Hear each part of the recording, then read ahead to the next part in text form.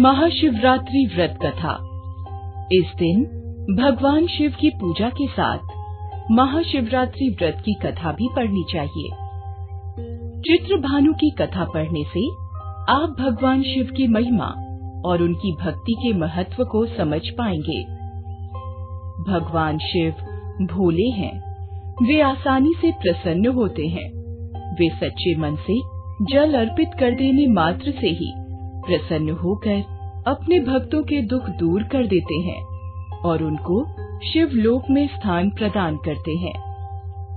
महाशिवरात्रि का दिन उनको प्रसन्न करने का सबसे बड़ा अवसर है। इस दिन भगवान शिव की पूजा करें और महाशिवरात्रि व्रत की कथा पढ़ें। महाशिवरात्रि व्रत कथा।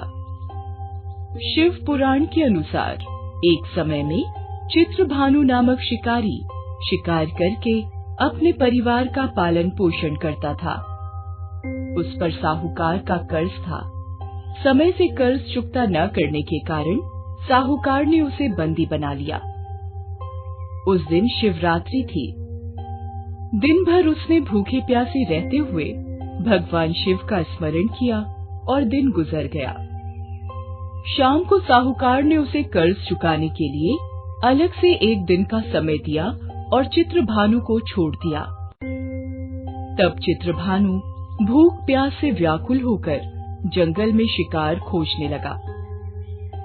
देखते देखते शाम और फिर रात हो गई। तब वह एक तालाब के पास बेल के पेड़ पर चढ़ गया और रात बीतने की प्रतीक्षा करने लगा। उस बेल के पेड़ के नीचे शिवलिंग था। चित्रभानु अनजाने में बेलपत्र तोड़कर नीचे गिरा रहा था, जो शिवलिंग पर गिर रहे थे। इस प्रकार संयोगवश वह दिन भर भूखा प्यासा रहा, जिससे उसका व्रत हो गया और शिवलिंग पर बेलपत्र गिरने से उसकी शिव आराधना भी हो गई। रात बीतने पर एक गर्भिणी हिरनी तालाब किनारे पानी पीने आई। तब वह धनुष बाण से उसका शिकार करने के लिए तैयार हो गया। उस हिरनी ने चित्रभानु को देख लिया। उसने शिकारी से कहा कि वह गर्भवती है, जल्द ही प्रसव करेगी, कि तुम एक साथ 2 जीव हत्या करोगे, जो ठीक नहीं है। हिरनी ने शिकारी को वचन दिया कि वह बच्चे को जन्म देकर आएगी, तब शिकार कर लेना। इस पर शिकारी ने उसे जाने दिया। इस दौरान प्रत्यंचा चढ़ाने तथा ढीली करते समय कुछ बेलपत्र शिवलिंग पर गिरे। इससे प्रथम प्रहर की शिव पूजा हो गई। कुछ समय बाद एक और हिरनी वहां से जा रही थी। तब शिकारी खुश होकर उसके शिकार के लिए तैयार हो गया। तब हिरनी ने उससे निवेदन किया कि हे शिकारी, मैं थोड़ी देर पहले ऋतु से निवृत्त हुई हूँ, कामातुर विरहिणी हूँ, अपने प्रिय की खोज में भटक रही हूँ। मैं अपने पति से मिलकर शीघ्र ही तुम्हारे पास आ जाऊंगी। तब शिकारी ने उसे जाने दिया। चित्रभानु शिकार न कर पाने से चिंतित था। रात्रि का आखिरी पहर बीत रहा था। इस बार भी कुछ बेलपत्र टूटकर शिवलिंग पर गिरे, जिससे दूसरे प्रहर की भी पूजा हो गई।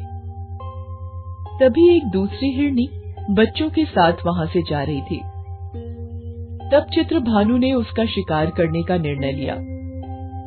तब हिरनी ने उससे कहा, हे शिकारी, मैं इन बच्चों को इनके पिता के हवाले करके लौट आऊंगी।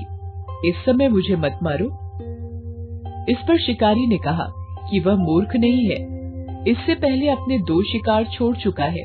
उसका परिवार भूख प्यास से तड़प रहा होगा।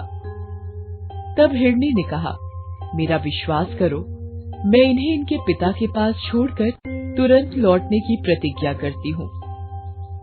ऐसे करते हुए सुबह हो गई और अनजाने में ही शिकारी की शिवरात्रि की पूजा हो गई। उपवास और रात्रि जागरण भी हो गया। इसी बीच एक हिरण वहां से जा रहा था। तब शिकारी ने इसका शिकार करने का निश्चय कर लिया। चित्रभानु को प्रत्यंचा चढ़ाए देखकर उस हिरण ने निवेदन किया कि यदि तुमने मेरे से पहले 3 हिरनी और उनके बच्चों का शिकार कर लिया हो, तो उसे भी मार दो, ताकि उनके वियोग में दुखी न होना पड़े। अगर उनको जीवन दान दिया है तो कुछ समय के लिए उसे भी जीवन दान दे दो, उनसे मिलकर वह दोबारा यहाँ आ जाएगा। हिरण की बातें सुनकर शिकारी के मन में रात का पूरा घटनाक्रम सामने आ गया। उसने सारा घटनाक्रम हिरण को बताया। तब हिरण ने कहा कि वे तीनों हिरनी उसकी पत्नियां हैं। जिस प्रकार वे तीनों प्रतिज्ञाबद्ध होकर गई हैं, उसकी मृत्यु से वे अपने धर्म का पालन नहीं कर पाएंगी। जिस प्रकार तुमने उन पर विश्वास करके उन्हें जाने दिया, वैसे ही उसे भी जाने दो।